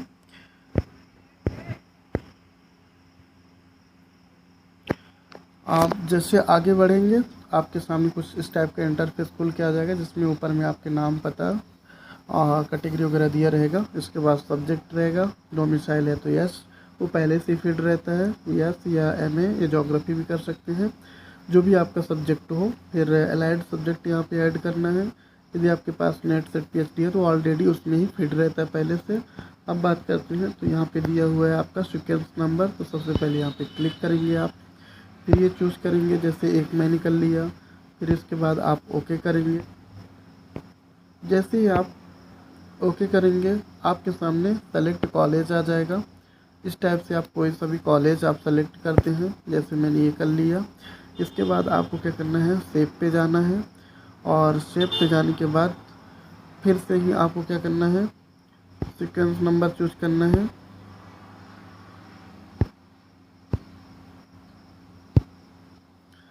सीक्वेंस नंबर चूज करना है। सीक्वेंस नंबर चूज करने के बाद ओके करना है। ओके करने के बाद आपको दूसरा कॉलेज इस तरह से जितने कॉलेज आप चूज करना चाहें कर सकते हैं और आपको सेव करना है। इस हिसाब से ही आप चॉइस फिलिंग करेंगे और इसको सेव करते जाना है। इसके बाद लास्ट में आपको क्या करना है, नीचे आना है, जिससे आप यहाँ पे पढ़ सकते हैं और चॉइस फिलिंग करने से पहले कि स्थानांतरण प्रक्रिया महाविद्यालय से अद्यतन कार्यभार एवं नवीन महाविद्यालय में विद्यार्थियों की संख्या के आधार पर रिक्त पद परिवर्तनीय है ना, ये दिया हुआ है। और नोट यहाँ पे साफ लिखा हुआ है कि नोट प्रक्रिया महाविद्यालय से अद्यतन रिक्त पदों के आधार पर सेलेक्ट कॉलेज चॉइस सीक्वेंस द्वारा प्राथमिकता वाले महाविद्यालय का क्रम चयन कर ओके करना है आपको। फिर सेलेक्ट चॉइस कॉलेज आपको क्या करना है, सेलेक्ट कॉलेज चूज़ करना है, अनुसार महाविद्यालय का चयन किया जा सकता है। और आवेदक का गुणानुक्रम अनुसार संबंधित महाविद्यालय का चयन कर सेव करना है आपको। फिर चयनित आवेदक आवंटित महाविद्यालय में विभाग द्वारा जारी समय सारणी के अनुसार अपनी उपस्थिति सुनिश्चित कर सकेंगे। इसके बाद जब आप सेव कर लेंगे तो आपका जो भी एप्लीकेशन नंबर होगा उसे डाल के क्या करना है, आपको लॉक करना है। लॉक करने के बाद आपको पुनः बैक होना है और बैक होने के बाद आपको प्रिंट आउट ले लेना है, जैसे हम बैक हो रहे हैं।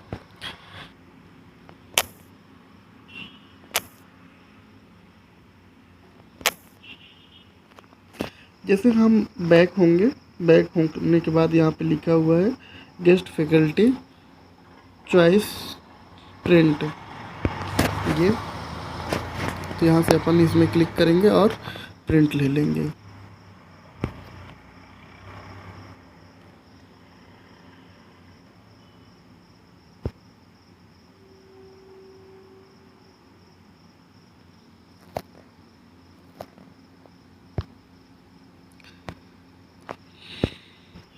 ये सारी चीज़ें आ जाएंगे डिटेल, और इसका आपको क्या करना है, प्रिंट निकाल के रख लेना है।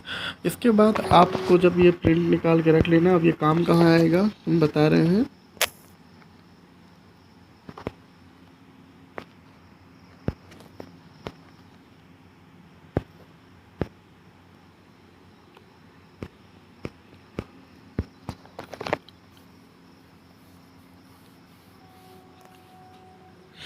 तो आपका नाम आएगा इस टाइप में, यानी कि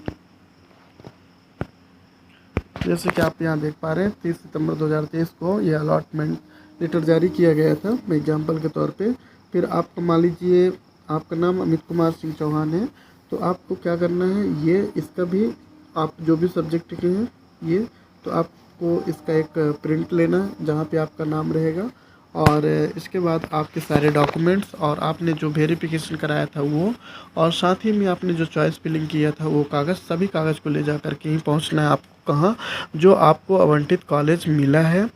और फिर वहाँ से ही आपको जा कर के ज्वाइन करना है। पर ध्यान रखें, ज्वाइन आपके लीड कॉलेज में हमेशा होते हैं और वेरिफिकेशन भी लीड कॉलेज में ही होते हैं। तो आप वहाँ का लीड कॉलेज जाएं, वहाँ से ज्वाइन करें और इसके बाद आकर के ही अपने महाविद्यालय में ही कार्यभार ग्रहण करें। तो दोस्तों, यदि आपको कहीं पे कोई डाउट है या फिर आपको कोई प्रॉब्लम हो रहा है तो प्लीज़ मुझे कमेंट करके ही आप पूछ सकते हैं। और तो हमारा जो अगला पॉइंट है वो ये है कि मेरिट सूची कैसे तैयार की जाती है। जैसे कि आप यहाँ पे देख पा रहे हैं, तो मेरिट सूची कैसे तैयार की जाती है, एक बात मैं यहाँ पे क्लियर करना चाहूँगा कि कुछ टाइम पहले मध्य प्रदेश सरकार के द्वारा उच्च शिक्षा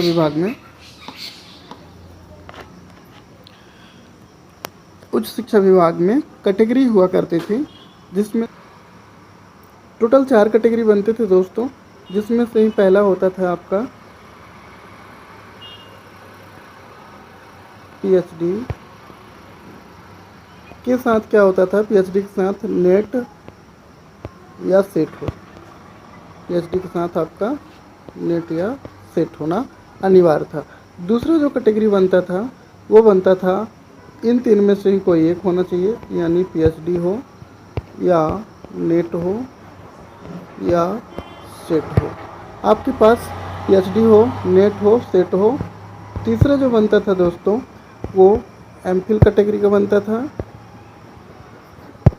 एमफिल का। और जो चौथा कैटेगरी बनता था वो केवल पीजी का बनता था। क्या बनता था, टोटल पीजी का। लेकिन वर्तमान में जो है ये सारे कैटेगरी को हटा करके ही केवल एक कैटेगरी बनाया गया है, और वो है आपका PhD oblique net oblique set. ये 3 में से ही कोई भी एक आपके पास है तो आप एलिजिबल हैं। यदि आपके पास सिर्फ पीएचडी है तो भी आप मेरिट सूची में ही आ सकते हैं, और यदि आपके पास नेट है तो भी आ सकते हैं, और यदि आपके पास सेट है तो भी आ सकते हैं। अब बात करते हैं कि मेरिट सूची कैसे तैयार की जाती है। तो यहाँ पे जैसे कि आप देख पा रहे हैं, तो यहाँ पे मुख्य रूप से ही 2 पॉइंट मतलब 2 तरीके से मेरिट सूची तैयार की जाती है। एक तो होता है, ये हम अपने अध्ययन की सुविधा के अनुसार इसे बांट लिया है। तो सबसे पहले बात करेंगे कैटेगरी वाइज, और दूसरा होता है आपका जनरल का। तो यदि आप कैटेगरी में आते हैं तो आपको 10% का क्या मिलेगा, बोनस अंक मिलेगा। जैसे कि मैंने पहले ही बता चुका है कि जो आपके पीजी में ही टोटल जितने परसेंट होते हैं उसका 10% आपको मिलता है। आगे हम डिटेल में समझेंगे। तो सबसे पहले बात करते हैं अपन कैटेगरी का, और एक एग्जाम्पल के थ्रू समझने की कोशिश करेंगे। तो जैसे मान लीजिए राजेश कुमार नाम का कोई एक अभ्यर्थी है और वो ओबीसी कैटेगरी में आता है, उसके पीजी में 75% मार्क्स हैं और 2 साल का एक्सपीरियंस है। तो अब उसका मेरिट सूची कैसे बनेगा? तो दोस्तों सबसे पहले क्या किया जाता है कि आयोग के द्वारा जितने भी आपके पास परसेंट है उसमें से ही 50 माइनस किया जाता है, और जो बच जाता है वो आपका पीजी का मार्क्स जुड़ता है। यानी कि जैसे आपका 75% है तो उस 75 में 50 माइनस कर दिए तो 25 हो गया, या मान लीजिए आपकी पीजी में 80% है तो उसमें से 50 माइनस कर देंगे तो आपके पास बचेगा 30। तो इस हिसाब से ही क्या करते हैं कि जितना पीजी में मार्क्स रहता है उसमें 50 माइनस करते हैं पहले, इसके बाद जो बचता है वो आपका पीजी का मार्क्स हो जाता है। इसके बाद आप बात करते हैं कैटेगरी की। तो यदि आप कैटेगरी से बिलोंग करते हैं तो जितने आपकी पीजी में परसेंट है उसका 10% यानी कि 7.5 ये हो गया। और दूसरा है एक्सपीरियंस।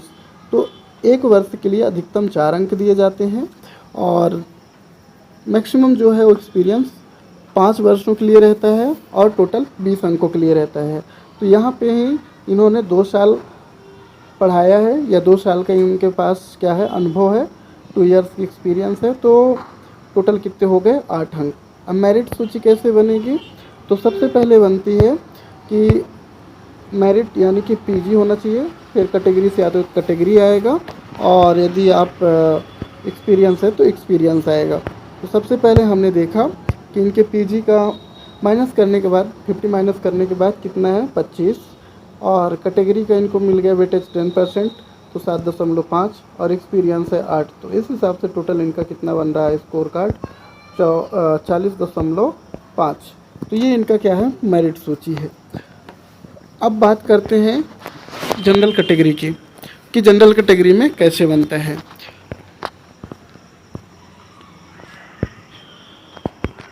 तो जनरल कैटेगरी को भी अपन समझते हैं। मान लीजिए कि रमेश नाम का कोई अभ्यर्थी है और ये क्या बोलते हैं, जनरल कैटेगरी में आता है। पीजी में इनके 80% है और इनके पास भी 2 साल का अनुभव है। तो सबसे पहले 50 माइनस करेंगे 80 में से, कितना बचा, 30।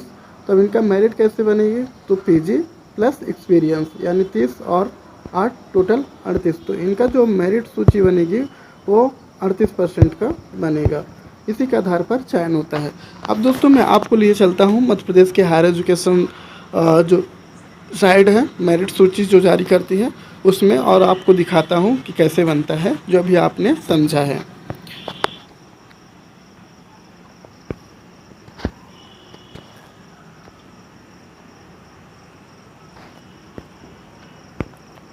तो जैसे कि आप यहाँ देख पा रहे हैं, ये एक एग्जाम्पल के तौर पे समझने के लिए है, और ये जारी किया गया था 30 सितंबर 2023 को, और यहाँ पे ही साफ मेंशन है, आप देख पा रहे हैं। सबसे पहले आपका नाम और एप्लीकेशन आईडी होता है, फिर अलॉट कॉलेज होता है, और कैटेगरी होता है, और मार्क्स होता है, और टोटल मार्क्स बनता है। तो यहाँ पे देखिए ध्यान से कि यदि पीजी प्लस कैटेगरी और एक्सपीरियंस और टोटल हो जाता है, तो इस हिसाब से देखेंगे कि ये अमित कुमार सिंह चौहान है और ये जनरल कैटेगरी से आते हैं। तो इनका जो पीजी में मार्क्स रहा उसमें 50 माइनस करने के बाद कितना बचा, 18.80, यानी कि इनका पीजी में ही 68.80% रहा। अब ये जनरल में है तो इन्हें कोई कैटेगरी का अधिभार नहीं मिलेगा बोनस अंक। और तो इसमें से इनका क्या हो गया 18.8% ये हो गया, प्लस इनके पास 5 साल का एक्सपीरियंस है यानी कि 20, तो टोटल उस हिसाब से हो गया आपका 38.80। तो इनका मेरिट सूची ये है। इसी तरह से ही अब आप देखिए आगे कि ये है राजेश जो कि एक अभ्यर्थी ही है और ये कैटेगरी से बिलोंग करते हैं। इसमें देखिए कि इनको सबसे पहले पीजी में इनका कितने परसेंट है, मात्र 58 दशमलव कितना है 58.93% है। अब इसमें से 50 माइनस कर दिए तो इनके पास केवल 8 बचा और 8.93% बचा। और प्लस ये कैटेगरी से बिलोंग करते हैं तो जितना इनका पीजी में मार्क्स है उसका 10% तो उस हिसाब से हो जाएगा 5.89 और प्लस इन्होंने 5 साल पढ़ा रखा है तो 20 अंक ये हो गए। तो टोटल इनका स्कोर कार्ड बन रहा है वो 34.82 बन रहा है जो कि मेरिट सूची है। तो यहाँ पे हमने देखा कि यदि जनरल से आते हैं तो कैसे बनता है और यदि आप कैटेगरी से ही बिलोंग करते हैं तो कैसे बनता है। तो ये रहा, देखिए पहले कैटेगरी की बात किए थे। कैटेगरी में पहले फर्स्ट चरण में क्या होता था पीएचडी विथ नेट सेट, लेकिन अब ऐसा नहीं है, केवल पीएचडी नेट सेट 3 में से कोई एक है तो आप भी उस सूची में आ सकते हैं। और यहाँ पे ही दूसरा कैटेगरी बनता था पीएचडी नेट सेट 3 में से कोई एक, तो खाली अभी वर्तमान में कैटेगरी 2 ही रह गया है। तो दोस्तों जैसे मैंने बात किया कि जो 5/10/2023 का एमपी गेस्ट फैकल्टी के रूल्स हैं या आप कह सकते हैं या नियमावली जो पुस्तिका है तो उसमें क्या क्या दिया हुआ है उसके बारे में भी थोड़ी सी हम देख लेते हैं मोटा मोटा, जो कि आपको बहुत ही काम आएगा। यदि आप व्यवस्था में ही हैं हायर एजुकेशन के तो आपको हमेशा के लिए ये काम आने वाली है। तो प्लीज़ वीडियो को आप बिना स्क्रिप्ट किए आप पॉइंट टू पॉइंट इसको ज़रूर देखें। तो सबसे पहले हम बात करते हैं मध्य प्रदेश उच्च शिक्षा विभाग मंत्रालय वल्लभ भवन भोपाल, और ये दिनांक जो है 5/10/2023। जैसे कि आप कोई भी विज्ञापन हो, गेस्ट फैकल्टी हो, हायर एजुकेशन के ही चाहे जेबीएस हो, सेल्फ फाइनेंस से रिलेटेड वैकेंसी हो या फिर कोई पत्र क्रमांक आता है तो उसमें 5/10/2023 का और ये आपका क्रमांक जो कि दिया रहता है जैसे कि दिया हुआ है प्रति प्रचार समस्त शासकीय महाविद्यालय मध्य प्रदेश। आगे दिया है आपका विषय शासकीय महाविद्यालयों में शैक्षणिक संवर्ग के रिक्त पदों के विरुद्ध अतिथि विद्वानों संबंधित नीति निर्देश या नियम या रूल्स।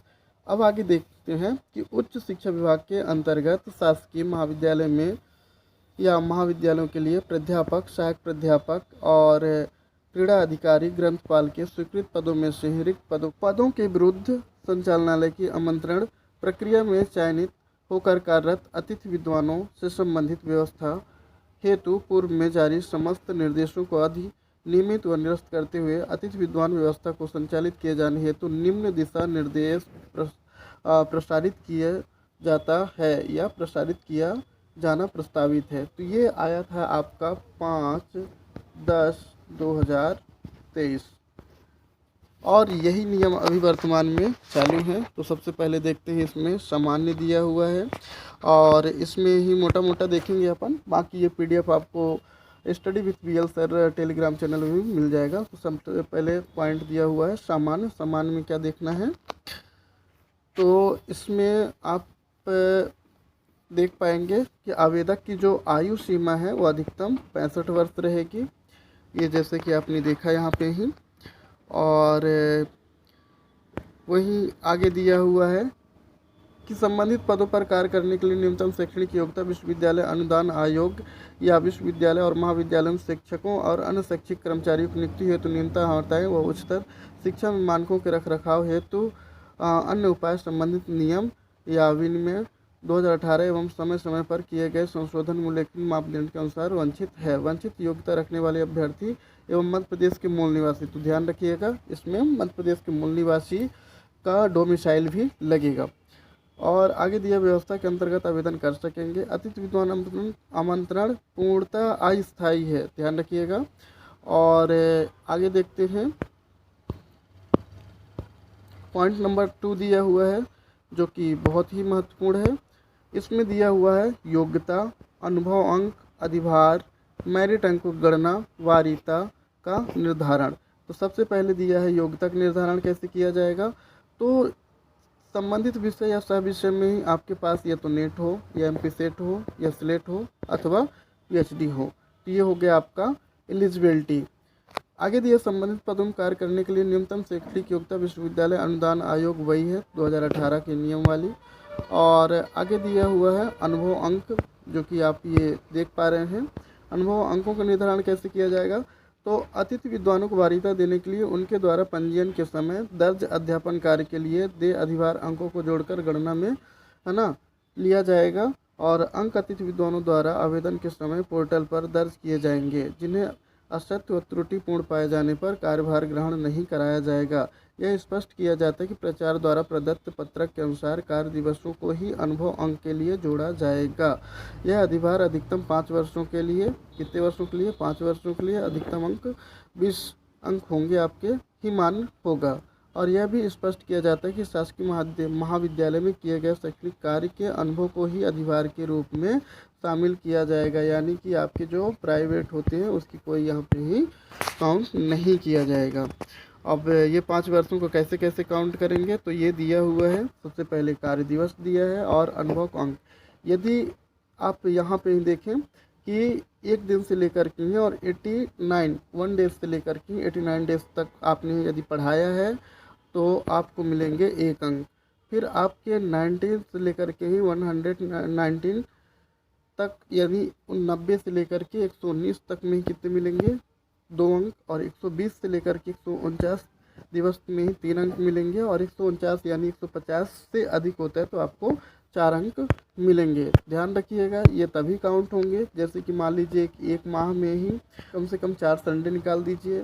संडे के बाद जो आपके ही और अवकाश रहती है वो निकाल दीजिए, यानी कि जितने दिन का आपका पेमेंट बनेगा उसमें से भी आपके CL, DL और OL को छोड़ करके ही आपने जितने लेक्चर लिए हैं उसी के अकॉर्डिंग यहाँ पे डे काउंट होंगे। और मिनिमम 1 दिन के लिए 3 लेक्चर ही काउंट होंगे।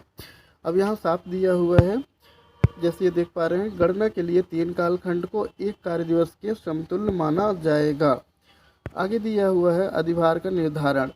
समस्त श्रेणियों के आमंत्रण के लिए अनुसूचित जाति, अनुसूचित जनजाति और अन्य पिछड़ा वर्ग को क्रीमी लेयर पिछड़ा वर्ग तथा EWS, ध्यान रखें EWS वाले बहुत कंफ्यूज होते हैं, तो यहाँ पे EWS को भी उनके कैटेगरी का अधिभार दिया जाता है। वर्ग के आवेदकों को समान प्रशासन विभाग के दिशा निर्देश के अनुरूप स्नातकोत्तर स्तर पर प्राप्त अंक या प्राप्त प्रतिशत का 10% अधिभार दे होगा। समस्त वर्ग के दिव्यांग अभ्यर्थियों के स्नातकोत्तर स्तर पर प्राप्तांक प्रतिशत का 10% अधिभार अतिरिक्त रूप में दिया जाएगा। अब यहाँ पे मेरिट सूची कैसे बनती है, हमारा जो अगला पॉइंट है वो मेरिट सूची कैसे बनती है, तो ये भी दिया हुआ है कि मेरिट सूची में ही तो आपका जो PG है, PG में PG प्राप्तांक प्रतिशत को अंक मानते हुए प्राप्त अंकों में से 50 घटाया जाएगा तथा उसमें अधिभार जोड़ा जाएगा। उदाहरण के लिए आवेदक ने स्नातकोत्तर में 75% अंक प्राप्त किया, अनुसूचित जाति का है, दिव्यांग भी है एवं 5 वर्ष का अनुभव है, तो उसे या उसके मेरिट एवं अंक निम्नानुसार होंगे। यानी कि 75 में 50 माइनस करने पे 25 हो जाएगा, तो ये 25 अंक हो गए उसके मूल अधिभार। और 75 का 10% हो गया 7.5। यदि दिव्यांग है तो 10% यानी 7.5। और साथ ही में ही फिर क्या हो जाएगा, आपका 1 वर्ष का अनुभव का अंक 4 है तो अधिकतम 20 अंक। इस हिसाब से इसका टोटल बन रहा है 60। यानी सबसे पहले PG का मार्क्स, फिर आपका हो जाएगा क्या, कैटेगरी का मार्क्स यानी CAT यानी कैटेगरी का मार्क्स हो गया। फिर आपके दिव्यांग है तो दिव्यांग का यहाँ पे हो गया। फिर आपका क्या बोलते हैं एक्सपीरियंस हो गया तो एक्सपीरियंस हो गया। तो इस हिसाब से ही आपका टोटल ये बनता है मेरिट लिस्ट। यदि दिव्यांग नहीं है तो जो इसमें से लागू नहीं होगा वो आप हटा दीजिए। आगे दिया है वारीता का निर्धारण। तो यहाँ पे दिया हुआ है कि मेरिट अंक समान होने पर अधिक आयु वाले अतिथि विद्वानों को क्या दिया जाएगा, वारिता दिया जाएगा। जन्म तिथि भी समान हो तो संबंधित स्नातकोत्तर विषय में अधिक अंक वाले आवेदक को वारिता दी जाएगी। आगे दिया प्रचार का दायित्व तो होगा कि उपयुक्त प्रक्रिया अंतर्गत अधिक विद्वानों के कार्य पर उपस्थित होने पर उसकी उपस्थिति उसी दिवस में सायं 5:30 बजे तक अनिवार्य रूप से ऑनलाइन मॉड्यूल में दर्ज किया जाना सुनिश्चित करेंगे, यानी कि जब आप ज्वाइन करने जाते हैं तो। आमंत्रण प्रक्रिया, आवेदक पोर्टल पर उपलब्ध रिक्तियों के लिए आवेदन प्रस्तुत करेंगे एवं मेरिट के अंकों के निर्धारित वारिता क्रम में उन्हें महाविद्यालय आवंटित कर आवंटन पत्रक जारी किया जाएगा। यानी कि दोस्तों जो आपका आवंटन सूची जारी किया जाता है वो करेंगे। आगे देखते हैं, और ये आप डिटेल में पढ़ लेना, मैं मोटा मोटा बता रहा हूँ आपको। अब जैसे यहाँ पे ये दिया हुआ कि आवेदक अपने मूल विषय या विभाग द्वारा अधिसूचित सह विषय में आवेदन कर सकता है। ऐसे आवेदक जो एक से अधिक विषयों में सह विषयों में नेट सेट स्लेट पीएचडी अर्हता रखते हैं वो किसी एक मुख्य विषय के रिक्त पदों में सम्मिलित होने के पात्र होगी। यानी एक विषय में ही आप सम्मिलित हो सकते हैं, जो भी आपको सही लगे। इसके बाद दिया है कि आगे दिया हुआ है अकादमिक सत्र में 2 चरणों के लिए अतिथि विद्वानों की उनकी योग्यता अनुभव अंक प्रथम चरण में डाटा में सुधार एवं सुधार का अवसर दिया जाएगा, ताकि यदि उनकी उपाधि शोध संबंधित डिग्री में कोई वृद्धि हो तो उसे रिकॉर्ड किया जा सके। इस परिवर्तन का सत्यापन मूल अभिलेख के आधार पर संबंधित अग्रणी महाविद्यालय के प्रचार के द्वारा किया जाएगा। आगे देखते हैं, और यहाँ पे दिया हुआ है कि अतिथि विद्वान के आमंत्रण के समय इस बात का भी ध्यान रखा जाएगा कि उनके विरुद्ध पुलिस या न्यायालय में कोई आपराधिक मुकदमा तो संचालित नहीं है या चल तो नहीं रहा है, कोई प्रकरण विचाराधीन तो नहीं है। आगे दिया हुआ है अतिथि विद्वान एक साथ 2 महाविद्यालय में अध्यापन कार्य नहीं करा पाएंगे या नहीं कर सकेगा। आगे दिया हुआ है नियमित पदस्थापना नियुक्ति होने पर की जाने वाली प्रक्रिया। तो जैसे यहाँ पे आप देख पा रहे हैं, किसी भी स्थिति में स्थानांतरण से नियमित पदस्थापना होने या नवीन नियुक्ति से कारण पद भरे जाने पर उस या उक्त पद के विरुद्ध अतिथि विद्वान को आगे उस पद पर कार्यरत नहीं रखा जाएगा। यानी कोई यदि रेगुलर फैकल्टी आ जाता है तो आप बाहर हो जाएंगे, लेकिन जैसे आप फॉलन आउट होते हैं यानी कि बाहर होते हैं तो यहाँ पे दिया हुआ है कि स्थानांतरण या नवीन नियुक्ति से नियमित पद स्थापना होने पर कार्यभार ग्रहण करने के उपरांत उस पद पर कार्यरत अतिथि विद्वान को जो न्यूनतम मेरिट अंक ऑनलाइन पोर्टल पर उपलब्ध सूची के अनुसार रखता है उसे विस्थापित यानी कि फॉलन आउट किया जाएगा। और इसकी जानकारी पोर्टल पर प्रचार द्वारा है ना कारण सहित अंकित करना होगा, और साथ ही साथ उसका सर्टिफिकेट भी प्रचार क्या करेगा, स्वीकृत करेगा और वो अपलोड करेगा वेबसाइट में। इस स्थिति में क्या करना है, फॉलन आउट अतिथि विद्वान को जिला या संभाग में स्थित निकट महाविद्यालय में उस विषय का पद रिक्त होने पर वारिता के क्रम में पुनः आमंत्रण दिया जाएगा। यानी कि आप फॉलन आउट हो जाते हैं तो आपका जो एडी लगता है, आपका जो डिस्ट्रिक्ट आता है, उसमें यदि कहीं पे आपके सब्जेक्ट का पोस्ट खाली है तो पुनः आप एडी के द्वारा वहाँ जा सकते हैं। आगे दिया है विस्थापित फॉलन आउट होने पर आमंत्रण। विस्थापित फॉलन आउट होने के उपरांत आवेदन करने एवं कार्यभार ग्रहण करने की उपरोक्त प्रक्रिया अनुसार साधित की जाएगी। विस्थापित या फॉलन आउट होने पर आमंत्रण पूर्णतः ऑनलाइन कंडिका 3 आमंत्रण प्रक्रिया के अनुसार किया जाएगा। आगे देखते हैं, मानदेय के यहाँ निर्धारण देख लेते हैं कि आपको मानदेय क्या मिलेगा। तो यहाँ पे दिया हुआ है प्रति दिवस 1500 रुपये पहले था, जिसे बढ़ोतरी करते हुए अब वर्तमान में 2000 रुपये प्रति दिवस और अधिकतम आपको 50,000 मिलेंगे। यानी एक दिन का आपको 2000 रुपये और अधिकतम सैलरी जो होगी आपका 50,000 होगा। आगे दिया हुआ है अवकाश की यहाँ बात करें तो आपको एक वर्ष में ही 13 आकस्मिक यानी कि CL और 3 आपको ऐच्छिक अवकाश यानी कि OL मिलेंगे।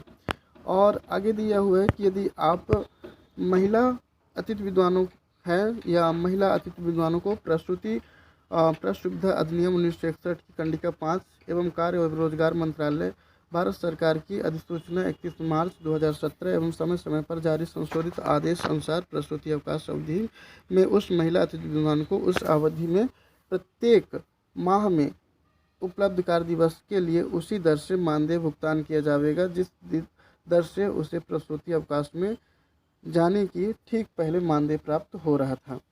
तो यहाँ पे ही आपको प्रसूति अवकाश भी मिल रहे हैं। और अब बात करते हैं स्थल परिवर्तन की।